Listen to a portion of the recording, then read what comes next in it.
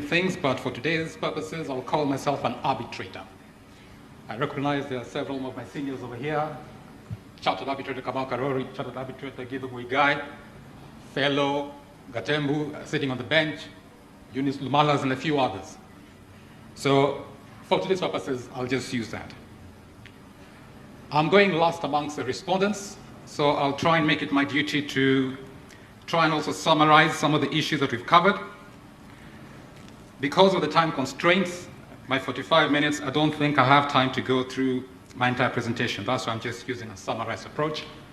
Where points need to be highlighted, some issues need to be explained, I can insert some explanations or questions you've asked that haven't been fully answered. I'll try and insert them into those kind of slots. But I'll use the summary approach to guide me in the presentation.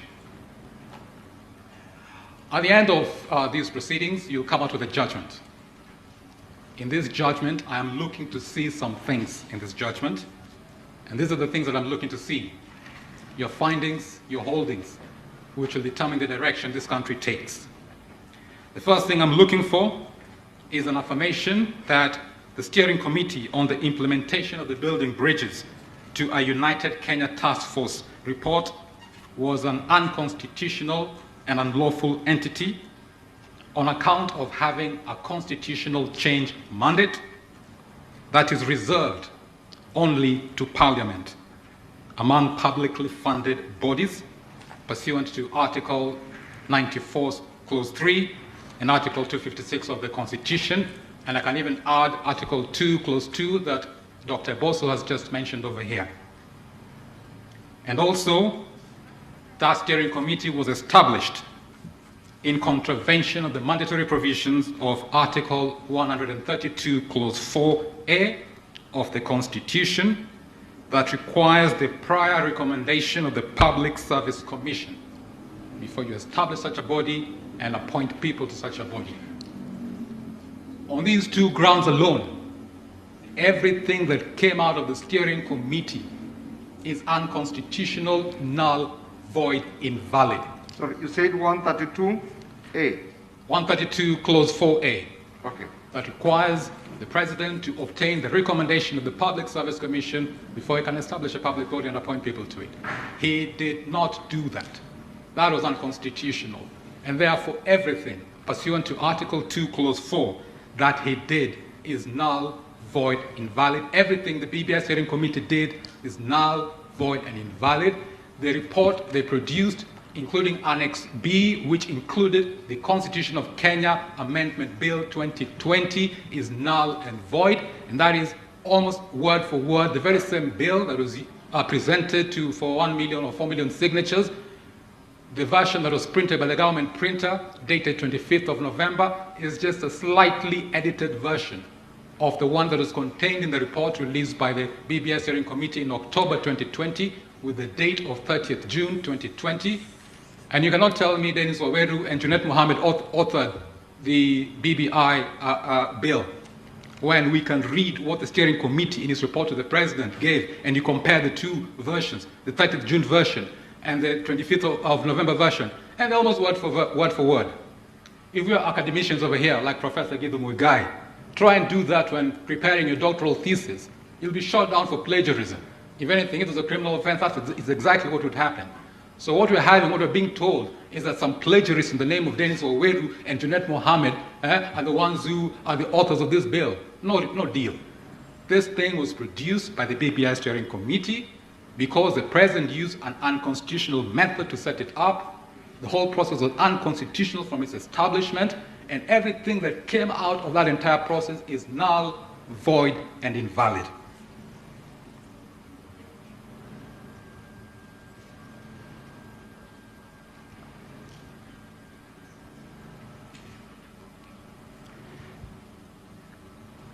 There's another reason that we also need to address based on the submissions by the appellants.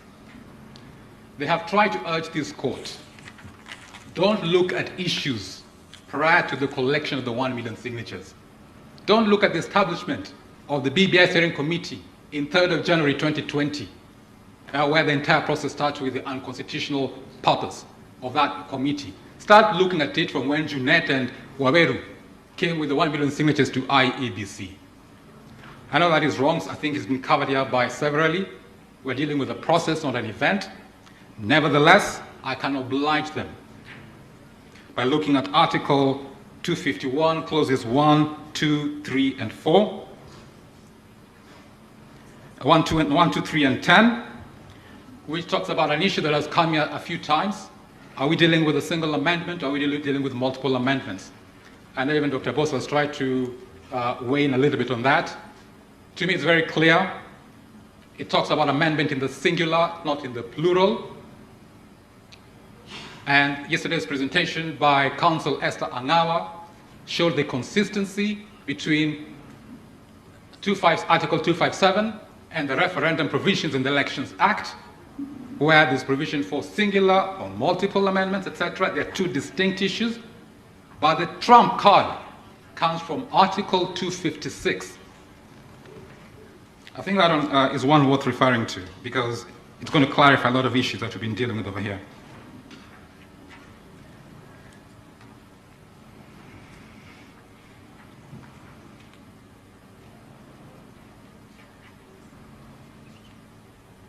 Article 256, clause 1 reads, a bill to amend this constitution may be introduced in either House of Parliament, then B, may not address any other matter.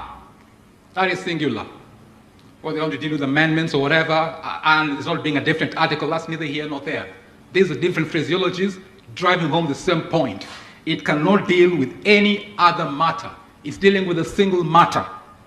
And if anybody thought the Constitution was confused about singular or multiple amendments, continue the phrase, apart from consequential amendments, plural, to legislation. The only thing that can be appended to a singular amendment in a constitutional amendment bill is putting in subsidiary laws in the form of legislation that speak to the same issue, but not multiple issue amendments. And on that basis, this Constitution of Kenya Amendment Bill 2020 is dead on arrival. It has over 73 amendments proposals. The moment it came to IEBC, if IEBC was using this yardstick, Chapter 16, for verification purposes, it would have told Jeanette and Dennis, you've given us a bill that has 74 amendments, we can only deal with the bill with one amendment. If you want to bring 74 different amendments, go and get 74 lots of 1 million signatures out there in the country. Come here with over 74 million signatures. None of them did that. That is what we have here. I know we've spoken about both sides talking about the onerous nature of amending this constitution, but that is it. If you want to amend it, not replace it, amend it, one issue at a time, one matter at a time. Anything outside that matter is not to be considered. So therefore, the BBI bill is dead on arrival. In fact, we're wasting a lot of time here dealing with something that is a fake document. It's a legal phantom, a constitutional charade.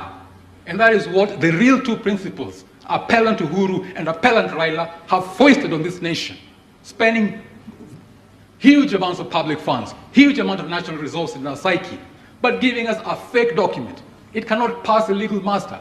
Over 1 million people are signing their signatures, their names, to a fake document that has absolutely no value in the law of Kenya. And that is basically what has happened. And that is why some of us who are very unhappy with such fake things happening in this country had to come out from wherever we are. For me, I've come from Rongo. I was very busy doing my quiet issues of farming and maybe a small arbitration here and there. But when you see the country's foundational law being mutilated the way it was being mutilated, people trying to replace and overhaul the Constitution, we have to come out and defend according to Article 3. There's an obligation on each and every single one of us to defend, respect, and uphold this Constitution. And that is exactly what we're doing. And I commend 254 Hope and Dr. Bosso for also taking that role, coming in on our own. We're not paid by some whoever. We're just Kenyans who love this country. And we want to defend this country from the sharks who want to mutilate it. And that is why we are here. I'll proceed with my presentation. So therefore, the one thing, it should be very clear, we do not have a popular initiative. Popular initiative is defined in Articles 255, 1 and 2. It is either a draft bill or a general suggestion that is supported by at least 1 million registered voters. What we have here is a bill with multiple amendments, but according to the Chapter 16, that bill should have only one amendment. So it doesn't pass that particular test, so we do not have a popular initiative put before the nation over here. We're wasting time talking about something that doesn't even exist. So it is for this court to strike out this particular issue, and it be a lesson to anybody thinking of bringing an amendment in the future to this constitution, not to waste anybody's time. It's time for this court to assert its independence and assert its authority, which we the people delegated to you. We're basically asking you to do your job.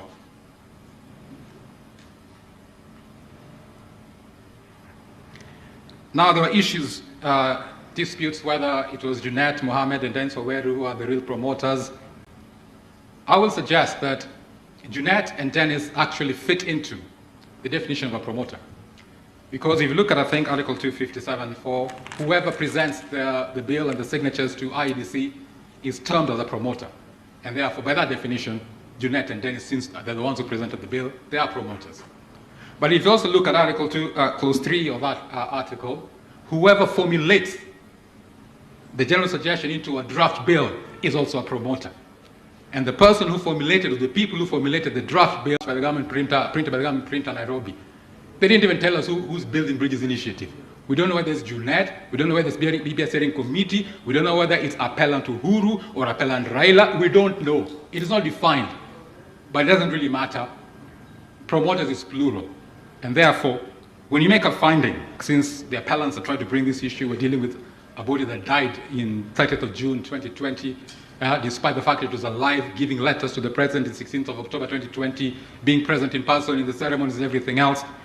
I would suggest that maybe the particular finding and declaration of the court can be altered to something like, a declaration is hereby made that the entire unconstitutional constitutional change process promoted by the steering committee on the implementation of the Building Bridges to a United Kenya Task Force report, by the Building Bridges Initiative, and by the Building Bridges to a United Kenya National Secretariat is unconstitutional, null, and void.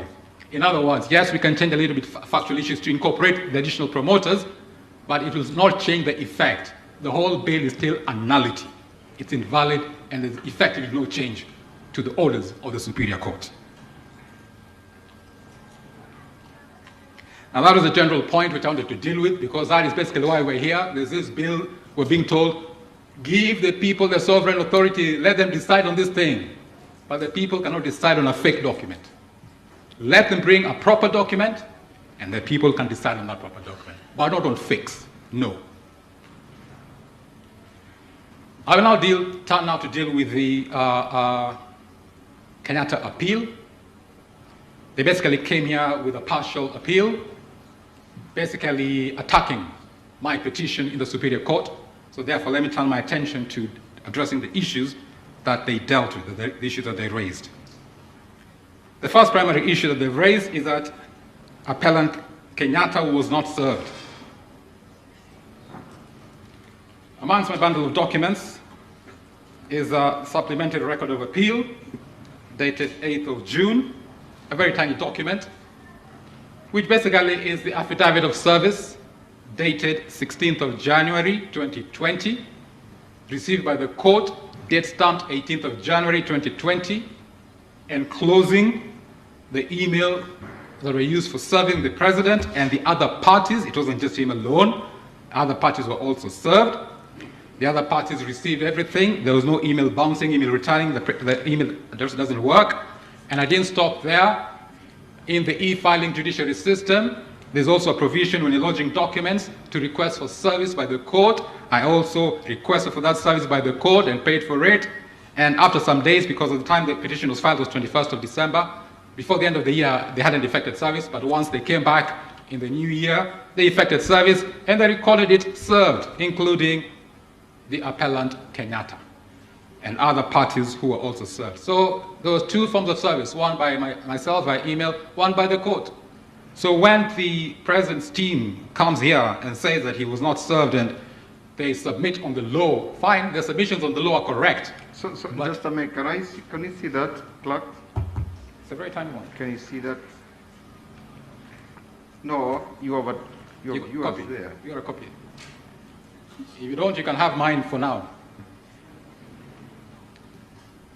It's a very tiny document, very thin, just one.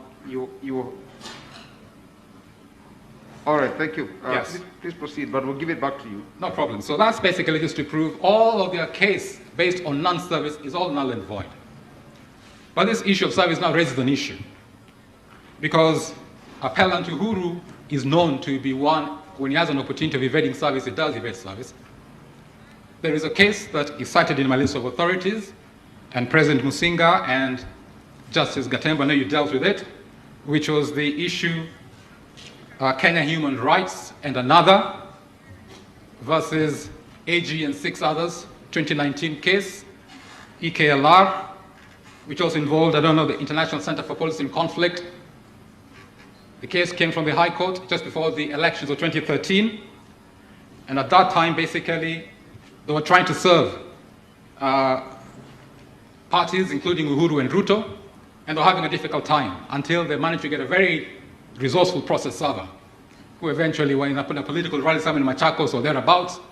As they were coming from the podium before they got into the vehicles, he had a cameraman ready with him, video camera, photographic camera, and they served them. Now, that showed how extremely difficult it was to serve appellant Uhuru at the time. But they succeeded, and the case went ahead and eventually reached a level at the Court of Appeal. Again, in the media the other day, when the president was touring, he was in the company of one senior counsel, Senator Orengo, and he was saying, watanipata wapi, wanipatie makaratasi zao za kotini, watanipata wapi. Of course, if you go and barricade yourself in State House, an ordinary Kenyan like myself, I cannot penetrate, the security is going to stop me. And this is basically what happened. Again, Senator Orengo was involved in that particular case, whereby he was, I believe, he was representing retired President Mwai Kibaki, and they were suing in a presidential election petition former President Moi. And of course, Kibaki could not serve Moi. Moi was barricaded in State House. And that was, when he came to the court, things didn't work out, and it was dismissed on technicality for failure of service. I know a former president of this court had a very hard time trying to explain how he arrived at that particular decision he made when he was trying to be interviewed for the Supreme Court Chief of Justice. In other words, what I'm saying, we have enough examples of things not having been done right in the past. It is time to do things right. We are coming from the days of darkness. As Senior Counsel Hamin told us in the morning, the history of this country is terrible. Maybe some of the young ones don't remember, but we're coming from a terrible history. These are some of the things that are happening in those bad days. Appellant Uhuru is trying to turn us back to those dark days we came from. We chose for ourselves the Constitution 2010. And in the Constitution 2010, when it comes to service, we have Article 87 Clause 3, which deals with service of presidential election petitions and other petitions, which provides for both direct service and indirect service. Indirect can be by adverts in a national newspaper. And that was basically to deal with the mischief of presidents barricading themselves in State House so that you could not serve them. And that is how we, the people of Kenya, decided to deal with that. And bringing in Article 259, on purposive interpretation of this Constitution, when you place an advert in a newspaper, there is no guarantee the person who is being served via the newspaper will actually have read that particular advert. If they don't buy that newspaper, they won't read it. The only thing is that the information is made available to them. They can, if they buy the newspaper, they can read it, somebody might see it and inform them. But the issue in our Constitution is to make available information on a court process available to the person who is a party to court, that they may have the opportunity of answering to that particular scenario. So once you've been informed indirectly, say by a newspaper, even if you don't see the ad, and maybe your cousin somewhere half around the country sees it and calls you, what is happening? I'm seeing your name in the newspaper. Once you have that information, you go to court and deal with the matter. And this is basically what we decided in 2010 to deal with the mischief of parties who were basically playing hardball when it comes to service and then trying to learn the technicality. I wasn't served, rules of natural justice were not followed, I wasn't given a fair hearing, I'm not being treated equally, the court is unfair to me, all sorts of stories. The Superior Court was not unfair to appellant Kenyatta. The Superior Court had that particular affidavit on file. They knew this person was served twice, one by the court and one by the petitioner. So they were satisfied, we can proceed ahead. Even when they asked the AG, are you here representing Uhuru? And the counsel for the AG would say, no, we are here as AG because we're a party. in this particular petition, even though they went to argue the case. I didn't make any noise because I wanted his voice, whether directly or indirectly, to be heard. I didn't want to shut him out. I know when I had another issue with Appellant Uhuru, petition 360 of 2013, this time he was served via Harambee House, office via Harambee House. Surprise, surprise, when he comes to the court in the High Court, he doesn't send his advocates. The advocates who came were AG Githu Muigai's people. Those are the ones who came to represent him on that particular day. AG was not a party, but they came. I mean, all sorts of arguments, such as even Clarence is talking about over here. Oh, the president is sovereign. There's no difference between the president and the presidency. Is one and the same. All sorts of stories. Fortunately, Honorable Justice Lenaola saw through the argument and basically shut them out from that particular. They were not parties to the case. They didn't even have a notice of appointment from anybody. They were not complying with the Article 56 provisions of the Constitution concerning their mandate in the Constitution, and they were kicked out of that particular case. After they were kicked out of that particular case, Appellant Uhuru appointed now Solicitor General Kennedy Ogeto, then in private practice, as his lawyer, and then we proceeded with the matter in that particular fashion. So Appellant Uhuru knows these things. It's not that he doesn't know. He knows these things. It's just that he plays hardball. That is basically what he's doing. So I'm not surprised that he's behaving the same way in this particular matter. That is which matter, and is it petition? Now, I just made a reference to it, I think probably in my, maybe in my documentation, because, no, in the lower court, not in this one, not in my submissions here. But petition 360, Isaac Aluochier, Polo Aluochier versus Uhuru Muigai Kenyatta and William Samoei Ruto, 2014 EKLR. That is a different matter, not this one. Not this matter. Okay. I'm giving example. This is, Okay. I mean, we've dealt with one another before. Right. I mean, in court, we've met in court before. So I'm just telling you, I'm not surprised that he's behaving this way in this matter, because that's his nature.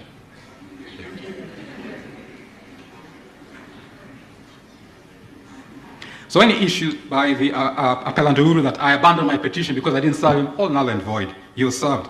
I didn't abandon my petition. I prosecuted to the very end and got the orders against him.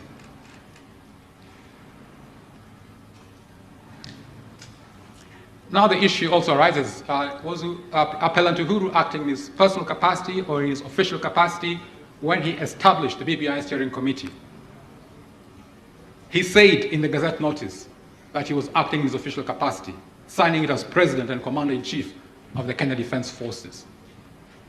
But what he was doing was not part of his mandate as President of Kenya. There is no authority granted by the Constitution for the President to establish an organization or an entity that deals with constitutional change. That is a mandate of Parliament.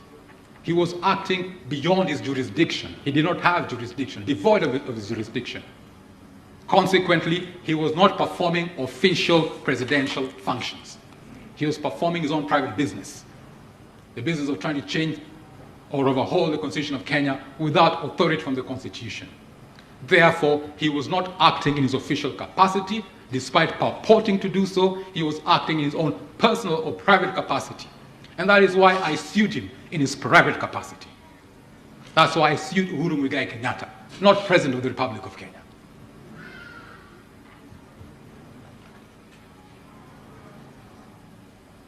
Consequently, because he purported to act as President of the Republic of Kenya, using the authority of the state of office of President of the Republic of Kenya, contravening Article 2.2 that prevents anybody from exercising state authority unless you have authority under the Constitution. He was basically abusing his office. And that abuse of office is a contravention of Chapter 6, Article 73, Clause 1A, Roman 1. And that is why I sought that particular declaration against him. And it is not the first time that these courts have found declarations of contraventions of Chapter 6 against Appellant Uhuru. The very first time it happened was in 2012. Those days used to be chairman of KANU. 4 KANU members got tired of KANU's inactivity. So they took him to court in Mombasa. I believe that is Mombasa Constitutional Petition number 17 of 2010, 2 months after the promulgation of the Constitution. Eventually, a decision came around October 2012, and Uhuru was found to have contravened Chapter 6, specifically Article 77, Clause 2, being an appointed state officer and holding office in a political party. He refused to resign his office in KANU, and he remained the Deputy Prime Minister, Minister for Finance. Those are appointive offices. And therefore, he contravened Chapter 6. And there is a Chapter 6 contravention, holding against Uhuru, appellant Uhuru even today. This issue was even raised to IEBC before the 2013 general election. IEBC just ignored them. Maybe they fear dealing with appellant Uhuru or whatever. And so appellant Uhuru is now president, though if the law had been followed, Uhuru would never have been president. Because that finding of Chapter 6, which he never appealed even to date, how many years down the road? 9 years down the road, he's never appealed it. It's a valid Chapter 6 finding against him. So one wonders, why is he making so much noise about a Chapter 6 finding against him, this BBI issue, when there's already an existing Chapter 6 finding against him, in that case from Mombasa, and another Chapter 6 finding against him in my case in 2016, the one that I referred to earlier on. So I'm just wondering why he's making so much noise. Maybe those ones didn't have the high profile. And this one, because BBI, everybody in the country knew something was happening, he decided, no, too many people know about it, I'll come and defend myself. But my point is, whether or not the finding on Chapter 6 in this particular matter is changed or not, there are still 2 existing Chapter 6 findings against him, and despite that, because he has contempt for this Katiba, he's still president, and nobody's doing anything about it. That is the state of Kenya, contempt of the Constitution by appellant Uhuru. And this is the thing that some of us don't like. And I think something we need to get clear over here. Appellant Uhuru is not the sovereign of this country. We, the people, are the sovereigns of this country. Issues of doctrines are not sovereign immunity. Those sovereign immunity doctrines do not apply to Kenya. If sovereign immunity doctrine applied to Kenya, there'd be no court. Because I, as the sovereign, you can't sue me. And you, as a sovereign, I can't sue you. Nobody could sue anybody else. The dispute resolution business would be dead. Because all of us would have sovereign immunity, because we're the sovereigns of Kenya. So don't tell us Uhuru is a sovereign of this country. No, appellant Uhuru is not sovereign of this country. He is a subject of us as sovereigns. We're the ones paying his salary. We're the ones appointing him. We're the ones delegating our power to him. He is our employee. Maybe the most senior employee, but still our employee. And when he goes off the rails, we come here to discipline him. Therefore, when you're talking about a declaration against him, that is just to discipline him. It's a slap on the wrist. We haven't yet kicked him out of office, but at least we're disciplining him. There you've gone overboard, our employee. Employee number 1, appellant Uhuru, you've gone overboard. And that is basically, that's what we're doing over here. So we don't want any nonsense being told he's sovereign immunity. Outside Kenya, because of diplomatic conventions, we don't mind, he can ride with sovereign immunity. But here at home, he must know that we are the sovereigns, he's a servant of ours. And he must do what we agreed to do in the Katiba. And that is basically what we're fighting for over here. And now come to these issues of immunity. There's a wonderful case which sets the law in Kenya on presidential immunity. It is most unfortunate that it hasn't been publicized. It's been around for 2 years. Honorable Justice Musinga, you were the president of that Court of Appeal bench. Honorable Justice Gatembu, you were there as another member of that bench. Honorable Lady Justice Agnes Murgol was a 3rd member of that bench. There is no higher court that has looked into this matter of presidential immunity that has come with very clear, precise, well-researched findings and determinations than that particular case of yours. Kenya Human Rights Commission and another versus the AG and 6 others, 2019 EKLR. That establishes the law on presidential immunity in Kenya. It is unfortunate that at the time we're in the High Court, we want that resourceful to have informed the Superior Court of that particular authority. But now we've come here, we've kind of upped our game a bit, and now we're citing that particular authority. That is the law in Kenya. There is nothing like absolute immunity. We had absolute immunity in the retired constitution.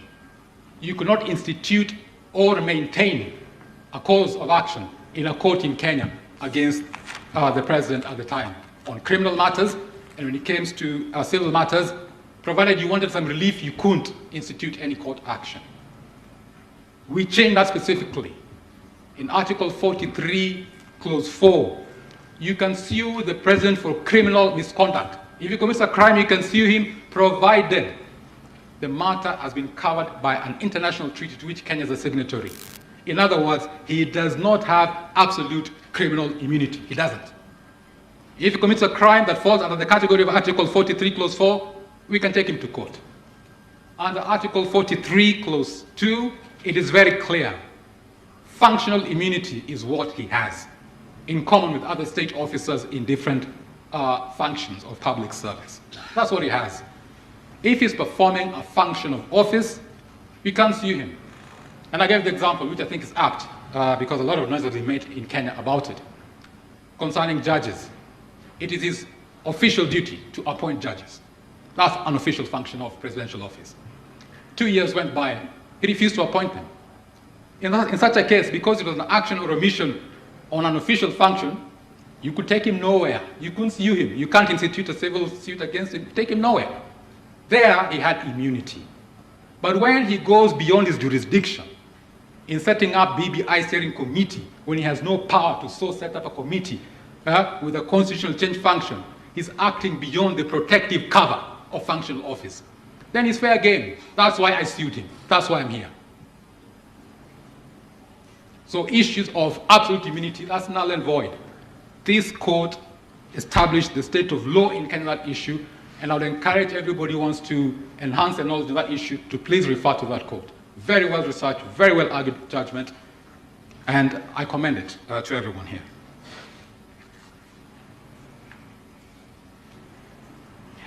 Another issue that has come up, we've been told a lot of stories that, oh, we're treating Appellant Uhuru very unfairly, we're infringing upon his political rights under Article 38, his equality rights under Article 27, his freedom of expression rights under Article 23, by trying to place restrictions on him while he's president. He's also a human being. He has human rights just like everybody else has human rights and fundamental freedoms under the Bill of Rights. I raised the issue of Article 24, limitations on those human rights. And of course, the senior counsel on the other side will latch on it very quickly. That particular provision says those rights can be limited by national legislation. But I'm not referring to limitations by the national legislation. I'm referring to limitation by the Constitution itself in the form of Chapter 6. You're all state officers.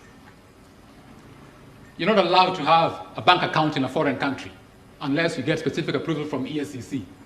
That's a limitation on your freedom. Where to possess your property. It's a limitation. It's applicable to all state officers. If you're an appointed state officer, you're not allowed to become an official of a political party. Article 77, Clause 2. That's a limitation on your rights, a limitation on your Article 38 political rights.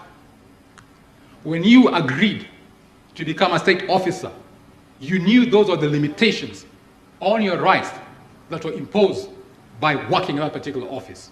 You made a conscious decision, a conscious choice.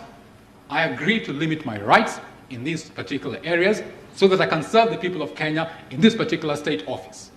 That is exactly what Uhuru did. Appellant Uhuru, when he agreed to serve in presidential office as president, some of his rights that he has, common with everybody else, he agreed to have them limited by the provisions of Chapter 6. And therefore, his people shouldn't come here and tell us, we're infringing on his rights. We're infringing on nobody's rights. It was his own choice, a conscious decision. And he took the oath to uphold, obey, respect, safeguard, protect this Constitution. Yet when it comes down to the reality, he doesn't want to live it. In fact, it's very sad to say this, but our president is not the best example when it comes to constitutional compliance. It's a very sad tale. And it's also very sad that our parliament, which has some authority in disciplining him, actually doesn't bother to discipline him. But that's just the reality of the situation we have over here. And therefore, we are forced, some of us who are private citizens, to come and try and defend the Constitution. Yet we have parliamentarians whom we're paying hefty salaries every month who are supposed to be doing such a job, but they're not doing that job. That's the sad state of Kenya today.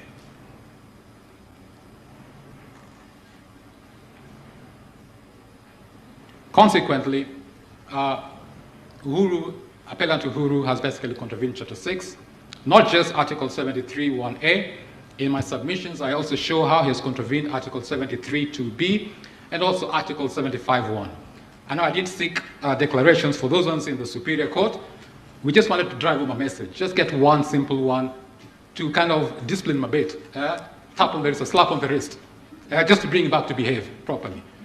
We weren't seeking to get him kicked out. If you wanted to get him kicked out, we can go to trying to persuade Parliament to impeach him and all that. But we just wanted to drive home the point.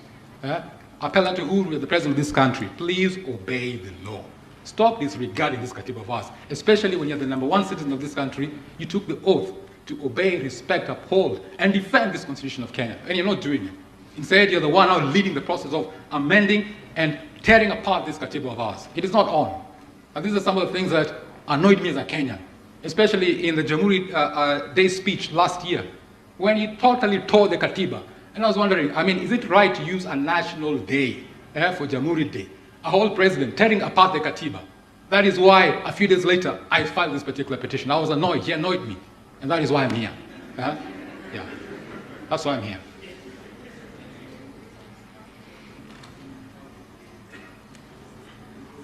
We've also been told a story. When Appellant Uhuru was setting up the BBI thing, he was pursuing national unity. We've got the provision of Article 131, Clause 2C, where he has a duty, official duty to pursue national unity. Yes, I accept that. In fact, I encourage him to do that. In fact, I was very happy when he reached a deal with Appellant Raila to end electoral violence, because this process basically began from post-election violence that we're now basically playing out over here. That's where it actually started.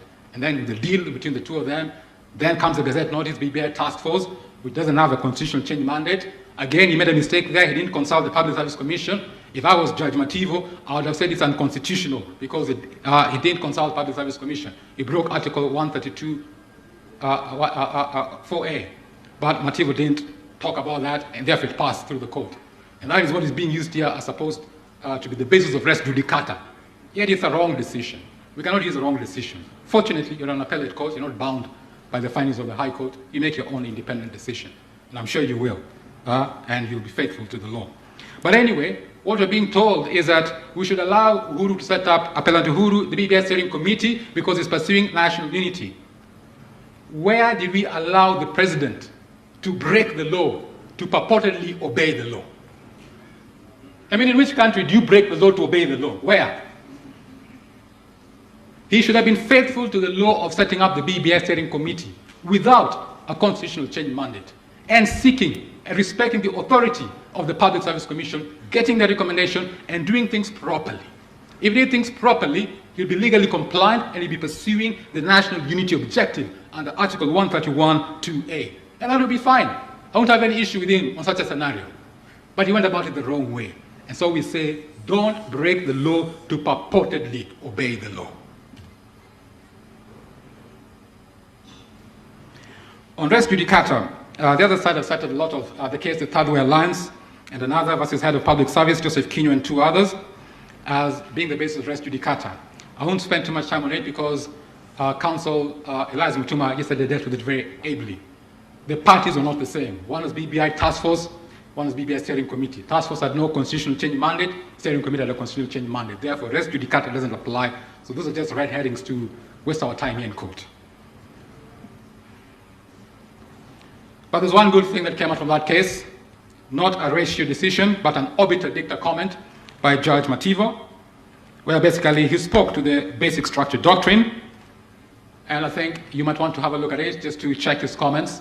He acknowledged we do have a basic structure in the Constitution, and he also highlighted what he called the great commandment of constitutional interpretation, Article 259. I thought those issues were good things from that judgment. So let nobody think that I'm against Justice Mativo. No, not really. It's just that he failed to consider Article 132 4A, the requirement to consult the Public Service Commission in setting up a body with respect to BBI Task Force. But otherwise, the obiter aspects of his judgment were pretty good, and I was very happy with them. Now, there's some other issues that are raised in my petition, which the court denied, which is basically Article 226, Clause 5. That imposes a personal financial liability on anybody who causes the loss of public funds on account of breaking the law or acting without authority. Now we had asked for a prayer that Appellant Uhuru be found personally liable for all of the expenses of the unconstitutional BBI steering committee and the entire process up to the point of that reached over here. Now the lower court actually used a technicality, not quite a technicality, but I mean, but there is an opportunity to dodge issuing that very difficult and tough decision which would have set the standard for this country. They said because we had asked that the Auditor General compute the figures, they said correctly, Auditor General is an independent office, we can't order the Auditor General around and everything else, therefore we're not going to grant you your prayers. But we agree with you, Article 2265 is valid, etc., etc., etc. Now, in our prayers, we'd also ask for any other just order. Surely it was in the power of the lower court to remove the Auditor General bit and issue an order affirming Article 226, Clause 5. So that this nation knows, all public servants who are looting this country dry know when they break the law, they are going to have to refund all this money.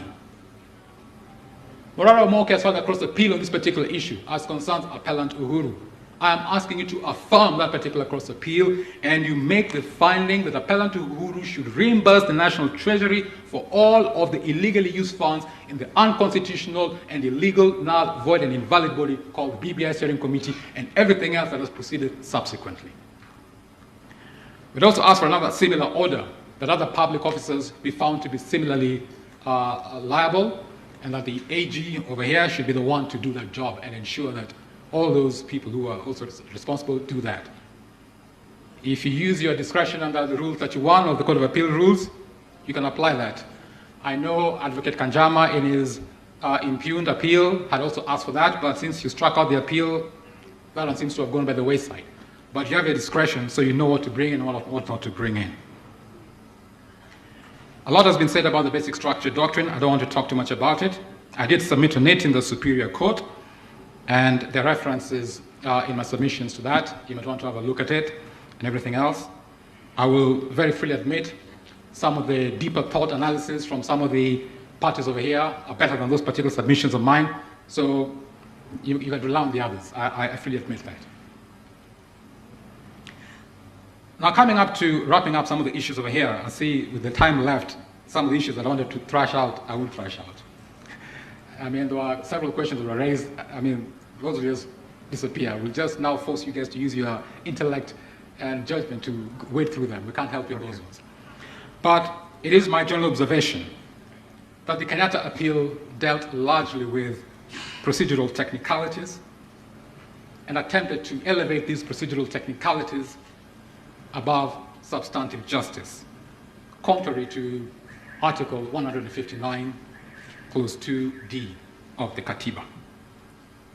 Its approach is also duplicitous, arguing the law not based on facts, as should be the case, but based on fiction. Matters are introduced and then they argue the law based on fiction. We are here in a court of law, not a court of fiction. We use facts to arrive at determinations, not fiction.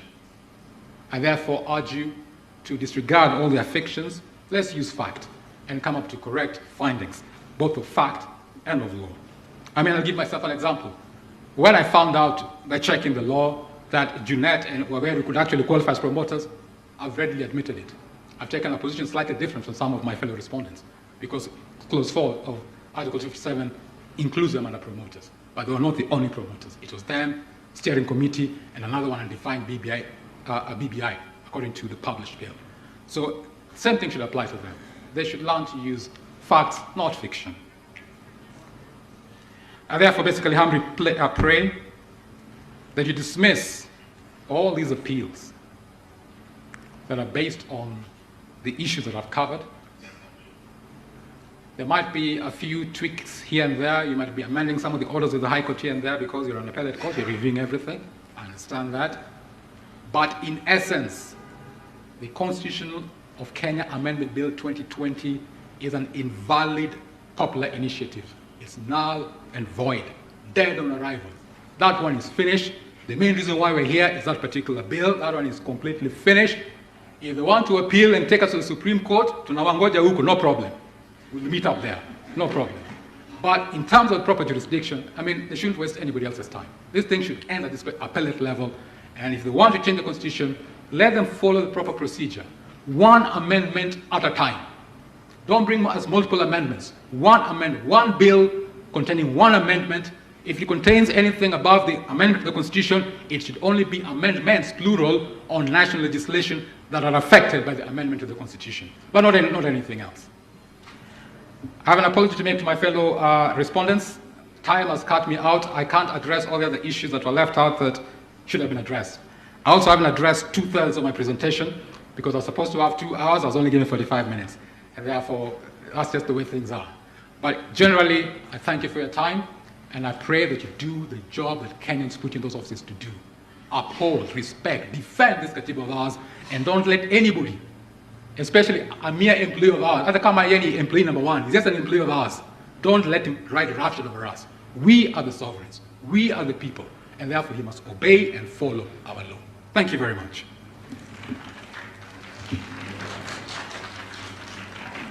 Thank you, Mr. Aluochier. We now move on to the appellants. You have 15 minutes each to make your response. Sorry. Yeah. Let's take a 10-minute break, and then when you come, the appellants be ready to make your quick responses.